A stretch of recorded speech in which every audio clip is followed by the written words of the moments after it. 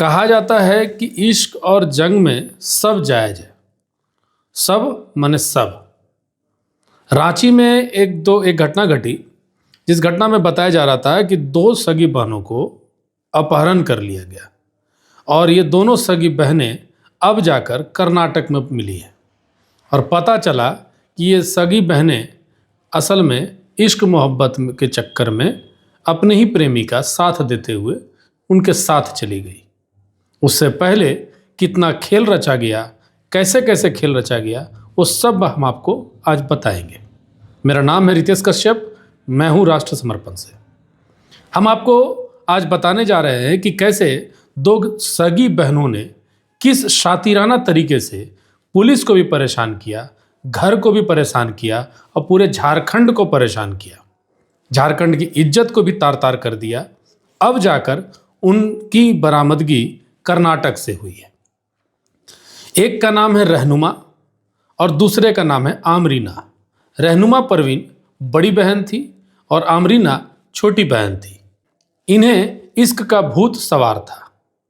रहनुमा अपने प्रेमी से शादी करने के लिए अपने घर से भाग गई। घर से भागने से पहले इन दोनों बहनों ने ऐसी योजना बनाई, ऐसी प्लानिंग बनाई कि लोगों को लगे कि यह अपहरण है।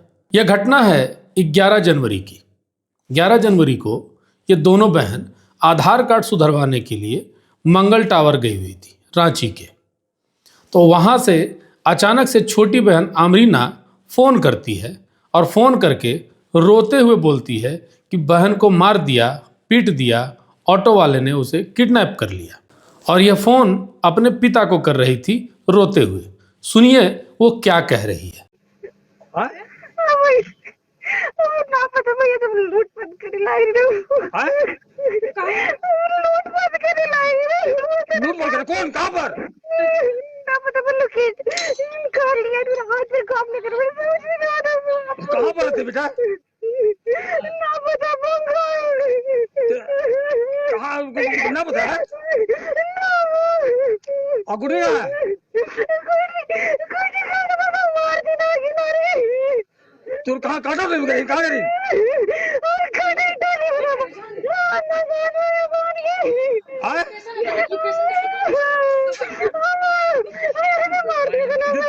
कहां पर? आपने सुना कि क्या जबरदस्त एक्टिंग थी कि आज के डेट की जो हीरोइनें हैं वो भी फेल हो जाएंगी। चलिए आगे बढ़ते हैं। रहनुमा जिस लड़के से मोहब्बत करती थी उस लड़के का नाम था इस्माइल, मोहम्मद इस्माइल। मोहम्मद इस्माइल कर्नाटक में लैब टेक्नीशियन का काम करता था। इन लोगों का मोहब्बत कई वर्षों से चल रहा था और इसी बीच रहनुमा की शादी कहीं और तय हो जाती है, उसका निकाह कहीं तय हो जाता है।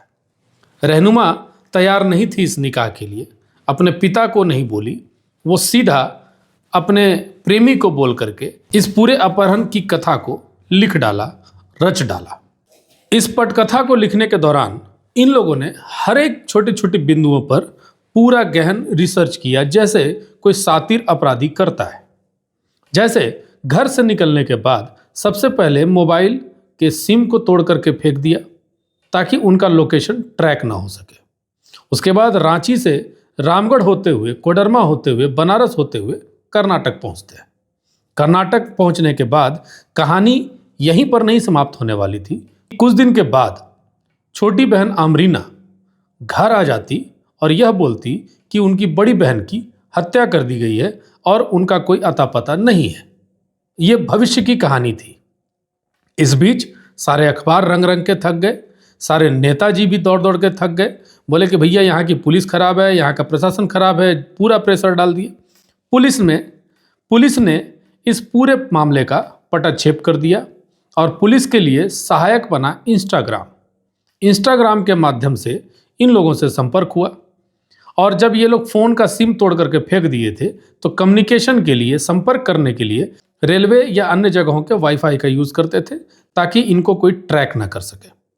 हालांकि इंस्टाग्राम पे जब इनकी बातचीत होती थी तो इंस्टाग्राम के माध्यम से पुलिस इन तक पहुंचती है और पुलिस आरोपित को धर दबोचती है। 15 जनवरी को सारी लड़कियां कर्नाटक से बरामद हो गई। 16 जनवरी को कर्नाटक से दोनों लड़कियों को आरोपित के साथ रांची लाया गया और आज यहाँ पर प्रेस कॉन्फ्रेंस किया गया। प्रेस कॉन्फ्रेंस के दौरान यह बताया गया कि इन लोगों ने 5 लोगों को गिरफ्तार किया गया। उसमें से एक का नाम है मोहम्मद इस्माइल, जो रहनुमा का आशिक था, जिसकी उम्र 24 वर्ष है। जुनैद आलम, जिसकी उम्र 20 वर्ष है। मजहर आलम, उम्र 25 वर्ष। इमरान खान, उम्र 20 वर्ष।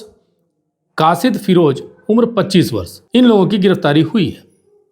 पुलिस का कहना है कि अभी लड़कियों से बातचीत नहीं की गई है। लड़कियां अभी शॉक में हैं। अब किस तरह की शॉक में है ये मुझे नहीं पता, लेकिन पुलिस पूरे मामले पर क्या कह रही है वो खुद आप अपने कानों से सुनिए। एक व्यक्ति के द्वारा सूचना दी गई कि उनकी दोनों लड़कियों का अपहरण हो गया। उन्होंने बताया कि वे जो है टाटा टोली में मंगल टावर है, वहां आधार कार्ड सुधरवाने की निकली थी, पर रास्ते में से उस लड़की का फोन आया और फोन में उसने बताया कि उससे ऑटो वाला उसका जबरदस्ती कर रहा है और एक तरह से उन्हें किडनैपिंग करके ले जाया जा रहा है। दोबारा भी जो उनका ऑडियो आया उसमें था कि वो किसी जंगल में फंसी हुई है और वहां से उन्हें ट्रक का लाइट दिख रहा है। इस तरह की बातें आई जो बिल्कुल अपहरण की कहानी को बता रहा था। इस बात पर जो है एक एसआईटी सीपीएससी के नेतृत्व में मैंने गठित किया, जिसमें कोतवाली डीएसपी, सीपी डीएसपी, हमारे तकनीकी सेल के पदाधिकारी और बहुत सारे ऑफिसर, जिसमें हिंदी पीढ़ी के पदाधिकारी और अन्य थाने के पदाधिकारी शामिल थे। और पूरी टीम ने बड़ी मेहनत और लगन से रात भर जो है जंगल, पहाड़, जो भी संभावित लोकेशन थे उसको सर्च किया।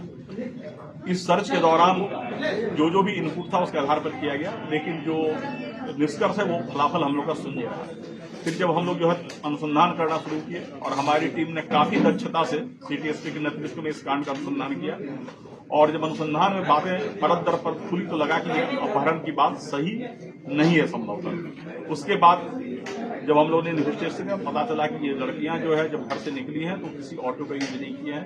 बाद में अनुसंधान में ये आया कि ये आल्टो कार से निकली हैं और इस पूरे प्रकरण में पता चला कि वो जो लड़का जो उन्हें भगा कर ले गया था वह कर्नाटक का रहने वाला है, वो हैदराबाद में काम करता है और इनसे संपर्क में था। वह 5 जनवरी को ही यहाँ आ गया था, लेकिन पुलिस से बचने के लिए ये लोग लगातार मोबाइल तोड़ते रहे, सिम कार्ड तोड़ते रहे, केवल रेलवे स्टेशन के वाईफाई का यूज करते रहे। इस पूरे अनुसंधान के दौरान रांची पुलिस ने कई ट्रेन को सर्च किया, जिसमें से Palamu express, Shaktipunj express, Kamayani express, Gangavati express, Mandapam express, इस बहुत सारे ट्रेन को सर्च किया गया। आरपीएफ के सहयोग से और वहां के स्थानीय पुलिस के सहयोग से कई स्टेशनों का सीसीटीवी फुटेज खंगाला गया और एक जबरदस्त मेहनत जो है रांची पुलिस की टीम के द्वारा किया गया और अल्टीमेटली कर्नाटक पुलिस के सहयोग से हम लोगों ने इसे कर्नाटक में गंगावती में अभियुक्त को भी पकड़ा और इन लड़कियों को बरामद किया।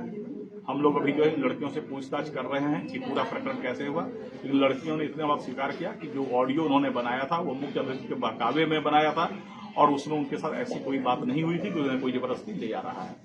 हम लोग पूरे मामले की छानबीन कर रहे हैं और कुल मिलाकर जो 5 अभियुक्त इसमें शामिल थे, जो पूरे प्लानिंग में और पुलिस से बचने में उन्होंने सहयोग किया, उन सबों को गिरफ्तार किया गया है और हम लोग आगे का अनुसंधान कर रहे हैं। अभियुक्त एक जो है वो कर्नाटक के रायचूर जिले का है, जो मुख्य अभियुक्त है मोहम्मद इस्माइल। इसके अलावा हिंदी पीढ़ी के 2 अभियुक्त हैं।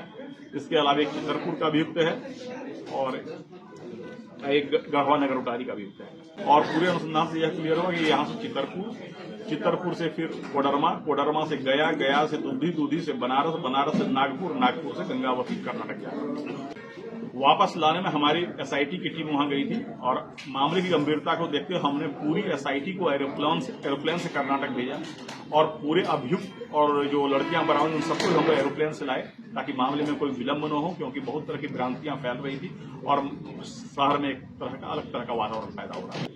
माननीय मुख्यमंत्री का शुरू से निर्देश था कि इस कांड को उच्च प्राथमिकता दी जाए और किसी भी तरीके से सबसे पहले लड़कियों को बरामद किया जाए और माननीय मुख्यमंत्री के निर्देश के आलोक में ही मैंने एसआईटी का गठन किया था और एसआईटी ने काफी अच्छा काम किया। तो आपने सुन लिया प्रेस कॉन्फ्रेंस जो पुलिस ने किया।